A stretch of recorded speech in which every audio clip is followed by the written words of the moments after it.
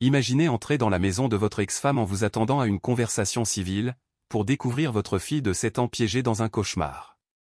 Pendant des années, Liam Rollins a cru que sa fille Ivy menait une vie heureuse et en sécurité avec sa mère. Mais lorsqu'il entre dans cette maison un jour fatidique, tout change. Ivy, pieds nus et brisés, frotte le sol comme une servante obéissante, les yeux creux de peur. Et quand Liam lui dit au revoir, elle glisse un mot froissé dans sa poche. Elle m'enferme au sous-sol quand je pleure. Choqué et navré, Liam se retrouve plongé dans une bataille qui brisera tout ce qu'il pensait savoir. La femme qu'il aimait autrefois est devenue un monstre, utilisant leur fille à des fins lucratives, l'enfermant lorsqu'elle ne joue pas devant la caméra. Maintenant, Liam doit affronter la vérité, dénoncer les mensonges et se battre pour ramener Ivy à la maison. Mais pourra-t-il découvrir les sombres secrets enfouis dans leur passé avant qu'il ne soit trop tard? Jusqu'où ira-t-il pour sauver la seule personne qu'il n'a pas réussi à protéger depuis si longtemps? Regardez jusqu'à la fin pour voir jusqu'où Liam ira pour sa fille et ce qu'il découvrira au cours du processus. Liam Rollins n'avait pas mis les pieds à Cedar Grove depuis plus d'une décennie, un endroit qu'il avait autrefois appelé chez lui mais qu'il a quitté lorsque sa carrière est montée en flèche, l'entraînant dans le monde trépidant de la Silicon Valley. Désormais, la Tesla Model S noire et brillante bourdonnait doucement alors qu'elle roulait dans les rues familières de sa ville d'enfance. Il reconnaissait à peine les devantures de magasins usés et les trottoirs en ruine, un contraste saisissant avec le luxe raffiné de sa nouvelle vie. Le soleil était bas dans le ciel, projetant de longues ombres sur les trottoirs craquelés, comme s'il marquait le passage du temps. Alors que Liam s'approchait de la maison de son ex-femme Marissa, son esprit s'emballait. La dernière fois qu'ils s'étaient parlé, c'était il y a des années, dans une salle d'audience. Une bataille juridique pour la garde qui s'est soldée par sa défaite. Le tribunal l'avait privé de son droit de voir Ivy, sa fille, sous le faux prétexte qu'il représentait un danger pour elle. Il ne l'avait pas revue depuis, et pensait à elle le hantait chaque jour. Mais aujourd'hui, c'était différent. La santé de sa mère s'était détériorée, le ramenant à cet endroit. Il avait espéré que cette visite serait brève, juste une conversation sur l'état de santé de sa mère et quelques échanges polis avec Marissa. Rien de plus. Ce qu'il ne s'attendait pas à trouver, c'était la petite fille brisée que son ex-femme lui avait cachée. Liam a garé sa voiture devant la maison. Elle se dressait comme une forteresse, bien entretenue, avec des parements fraîchement repeints et des pelouses soigneusement tondues. De l'extérieur, tout semblait parfait. Mais ce n'était pas le cas. Liam le savait.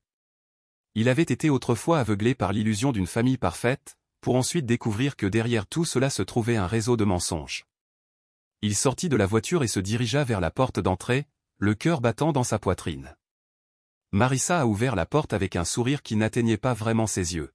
« Eh bien, c'est inattendu, dit-elle, sa voix trop douce, trop répétée. » Liam resta figé pendant un moment, à la regarder. Son esprit revint à la dernière fois où ils avaient été ensemble avant les mensonges, les accusations, le divorce. Son regard la parcourut, à quel point elle semblait parfaite, à quel point elle semblait contrôlée, comme si elle jouait toujours un rôle. Mais ensuite, ses yeux se posèrent sur quelque chose qui lui glaça le sang. Au fond du couloir, il la vit, Ivy, sa fille. Elle se tenait là, pieds nus, sa petite silhouette voûtée tandis qu'elle récurait le sol avec un vieux chiffon. Sa vue le brisa.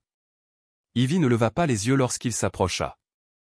Elle semblait perdue dans sa tâche, ses petites mains se déplaçant machinalement sur le sol, son corps affalé de fatigue. Mais ce qui a le plus frappé Liam, ce sont ses yeux.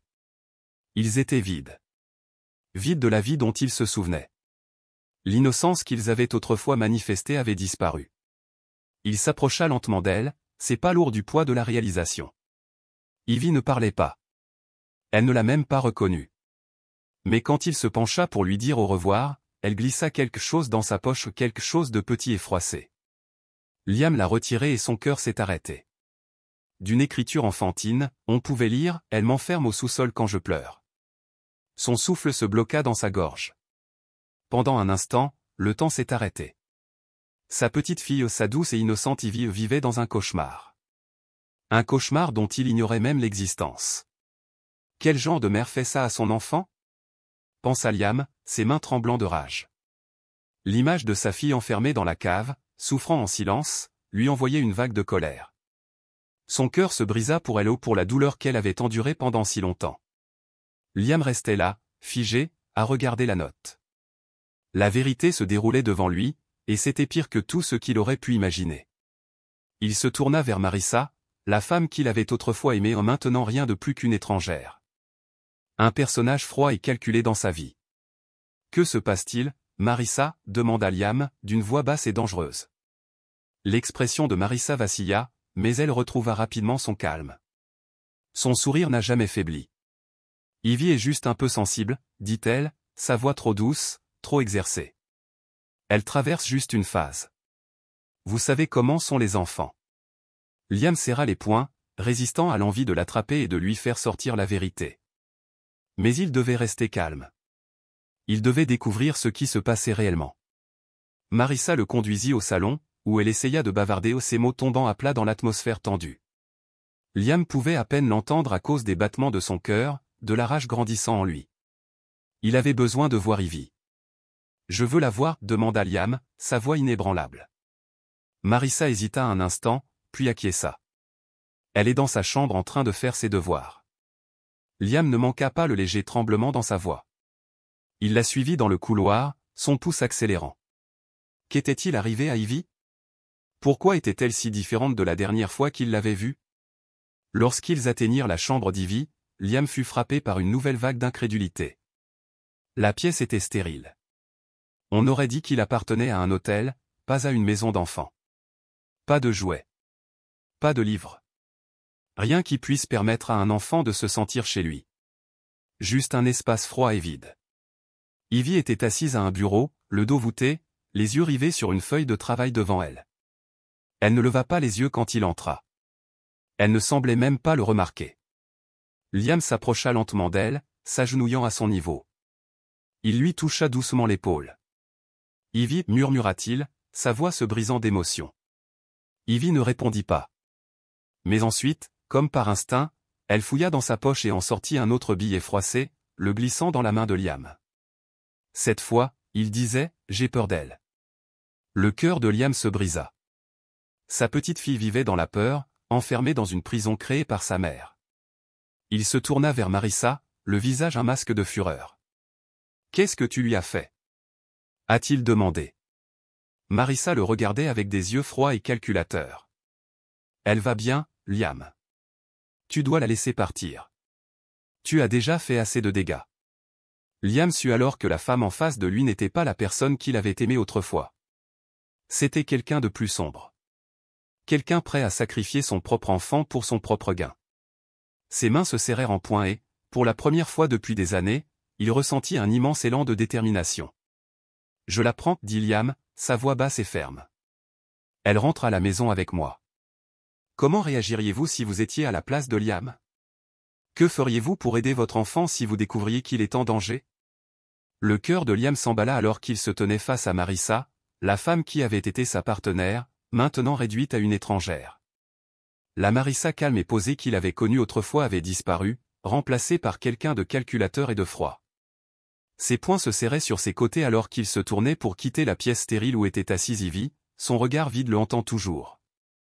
Je la prends, répéta-t-il les mots étant un vœu, une promesse faite à sa fille. Marissa ne broncha pas, mais sa voix se brisa lorsqu'elle répondit. Tu ne sais pas dans quoi tu t'embarques, Liam. Tu ne peux pas simplement la prendre. Elle a besoin de moi. Tu ne feras qu'empirer les choses. Liam était désormais au-delà de ses mensonges. Chaque mot qui sortait de sa bouche était comme une trahison. Il l'avait soutenue tout au long de leur mariage. Je lui ai fait confiance. Mais maintenant, c'était clair, elle cachait quelque chose de monstrueux depuis des années. Il ne lui a pas répondu. Au lieu de cela, il se dirigea vers Ivy, qui n'avait toujours pas levé les yeux fixés sur le bureau devant elle, ses petites mains agrippant un crayon comme si c'était sa seule encre au monde. Ivy, dit doucement Liam, s'accroupissant à côté d'elle. Cette fois. Elle le regarda. Ses yeux écarquillés mais fixes, comme si elle ne savait pas si elle devait croire qu'il était vraiment là. Elle n'a rien dit. Ses lèvres tremblaient, mais elle ne parlait pas. Le cœur de Liam se brisa lorsqu'il tendit la main, repoussant doucement ses cheveux de son visage. Il ne voulait pas la forcer à parler, mais il devait s'assurer qu'elle sache qu'il ne l'abandonnerait plus. Je ne vais nulle part, Ivy. Je suis là pour te ramener à la maison. Les yeux d'Ivy se tournèrent vers sa mère, qui se tenait dans l'embrasure de la porte, les bras étroitement croisés sur sa poitrine. Le regard de Marissa était froid. Calculateur. Et Liam a vu à travers le masque qu'elle portait. Désormais, ce n'était plus seulement une question de garde, c'était une question de contrôle. À propos d'une femme qui avait retenu Ivy captive d'une manière que Liam n'aurait jamais pu imaginer. Tu penses que tu peux juste entrer ici et l'emmener? La voix de Marissa était basse, pleine de venin. Tu n'en sais même pas la moitié. Tu ne sais pas ce qui est le mieux pour elle. Je l'ai protégée de toi. L'esprit de Liam chancela. Protégée? Elle avait enfermé leur fille au sous-sol lorsqu'elle pleurait. Elle avait volé l'enfance d'Ivy et l'avait transformée en marionnette pour son propre gain égoïste. C'est moi qui la protège, claqua Liam, sa voix s'élevant avec la rage qu'il ne pouvait plus retenir. Pas toi. Jamais toi. Il se tourna vers Ivy, qui était toujours assise, immobile, sur la chaise, ses doigts agrippant le bureau comme si elle se maintenait. Ivy, nous partons. Je suis là pour te sortir d'ici. Tu n'es plus obligé de rester avec elle.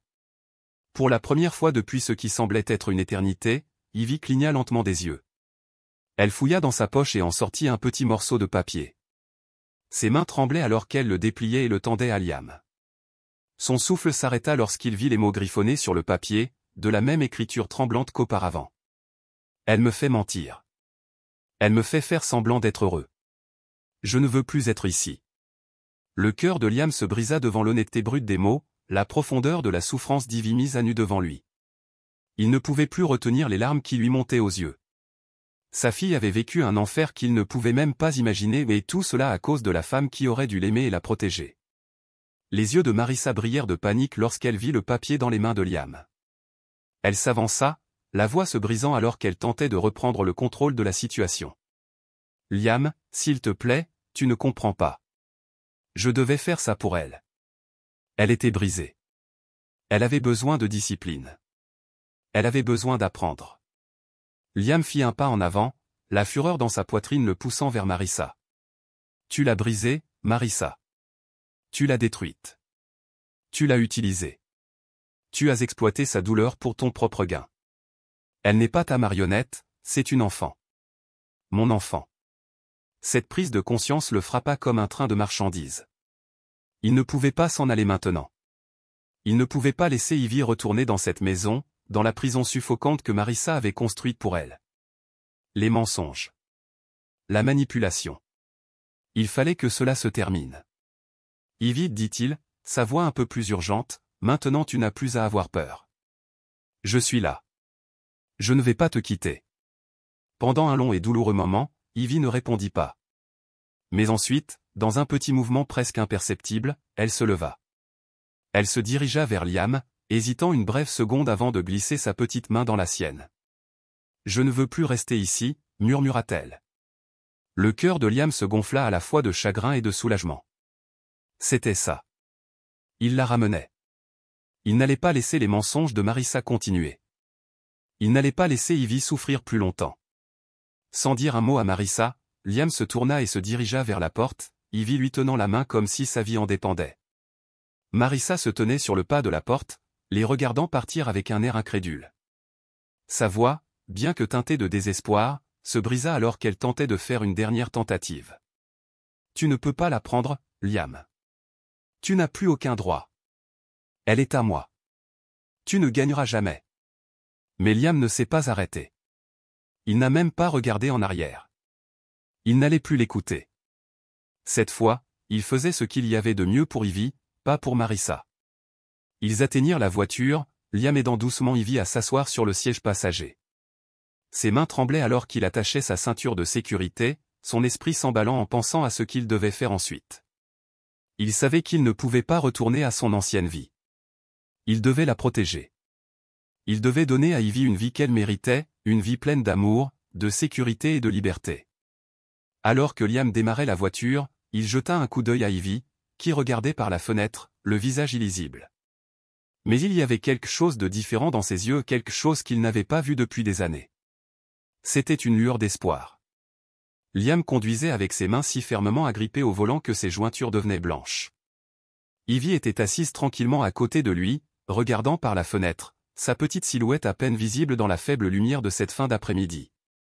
Le silence entre eux était chargé de non-dits, lourd du poids de ce qu'ils venaient de laisser derrière eux.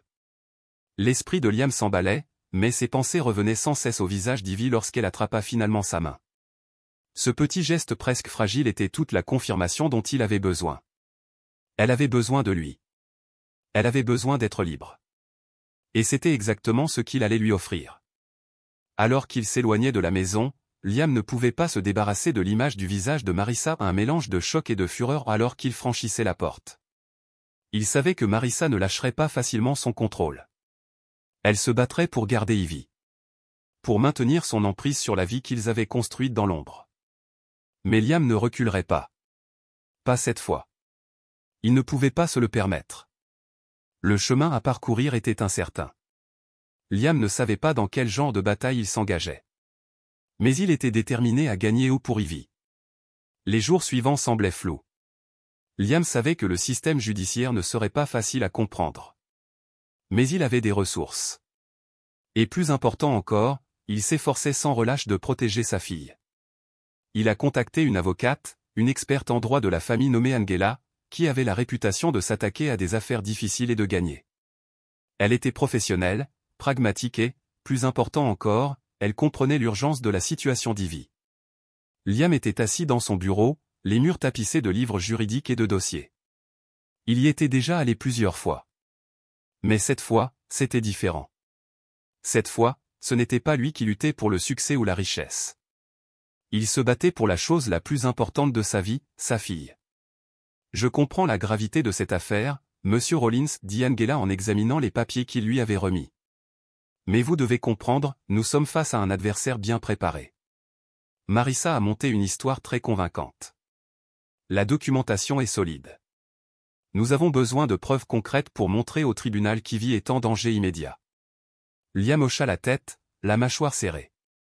Je l'ai vue, Angela. J'ai vu la façon dont elle la manipule. Ivy vit dans la peur depuis des années. J'ai hâte. Nous ne pouvons pas attendre. Angela leva les yeux des journaux et rencontra les yeux de Liam. Je sais. Et je suis d'accord. Mais nous avons besoin de preuves.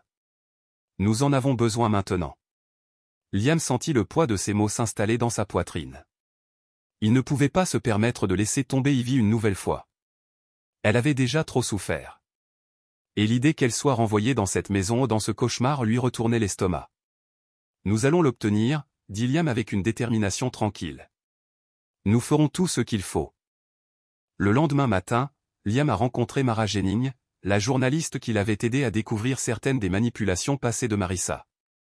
Mara avait toujours été une enquêtrice acharnée et acharnée. Liam savait qu'il pouvait lui faire confiance pour l'aider à révéler la vérité. Nous devons agir vite, a déclaré Mara, présentant un plan sur la table.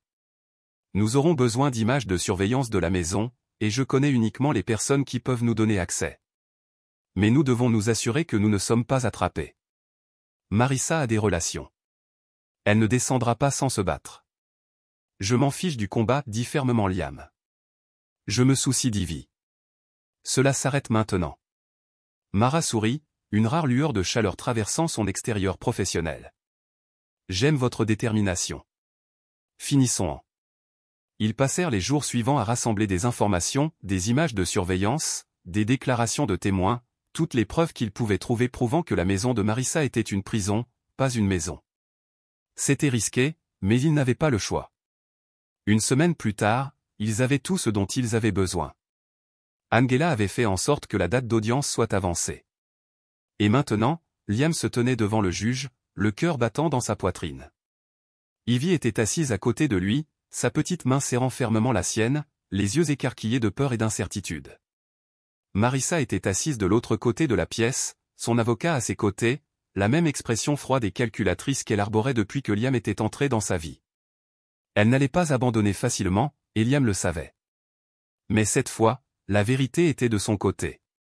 L'audience du tribunal a été longue et épuisante. L'avocat de Marissa a tenté de décrire Liam comme un père inapte, un homme qui avait abandonné sa famille et qui n'avait jamais été là pour Ivy. Mais Liam ne broncha pas. Il resta ferme, le regard fixé sur le juge, la voix inébranlable alors qu'il parlait de la souffrance de sa fille, de la vérité cachée depuis si longtemps. puis Angela a présenté les preuves, des images de l'isolement d'Ivy dans le sous-sol, ses performances forcées pour les stratagèmes en ligne de Marissa. La salle d'audience était silencieuse pendant que le juge regardait les vidéos, son visage se durcissant à chaque seconde qui passait. La preuve était indéniable. Finalement, ce fut au tour d'Ivy de parler. Liam redoutait ce moment, sachant combien il serait douloureux pour sa fille de revivre tout ce qu'elle avait vécu. Mais Ivy l'a surpris. « Je ne fais plus semblant, » dit-elle, sa voix claire et ferme, même si ses mains tremblaient. « Je ne suis pas qu'une histoire. Je suis une personne. Mon père, il m'aime. Il l'a toujours fait. » Les larmes montèrent aux yeux de Liam alors qu'il regardait sa fille. Elle n'était pas la petite fille brisée et effrayée qu'il avait rencontrée quelques semaines plus tôt. Elle était plus forte maintenant. Elle était libre. Le juge regarda Ivy, son expression s'adoucissant. « Merci, Ivy. Je te crois. Et je crois que tu dis la vérité. » Le marteau tomba avec un bruit sec. Le cœur de Liam s'est envolé lorsque le juge a statué en sa faveur, lui accordant la garde complète d'Ivy. Les droits de Marissa ont été supprimés et elle a été condamnée à faire l'objet d'une enquête approfondie sur les abus qu'elle avait infligés à sa fille. Liam rentra chez lui ce soir-là, le cœur léger.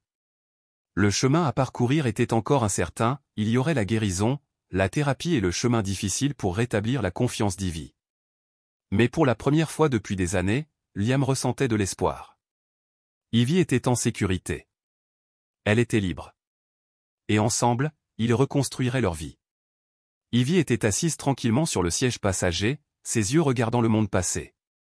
Pour la première fois depuis ce qui semblait être une éternité, elle sourit un vrai et authentique sourire. « J'ai peur, papa, dit-elle d'une voix petite mais forte. « Je sais, chérie, répondit doucement Liam, sa voix étant rassurante. Mais nous sommes dans le même bateau maintenant. Et personne ne te fera plus de mal. Je le promets.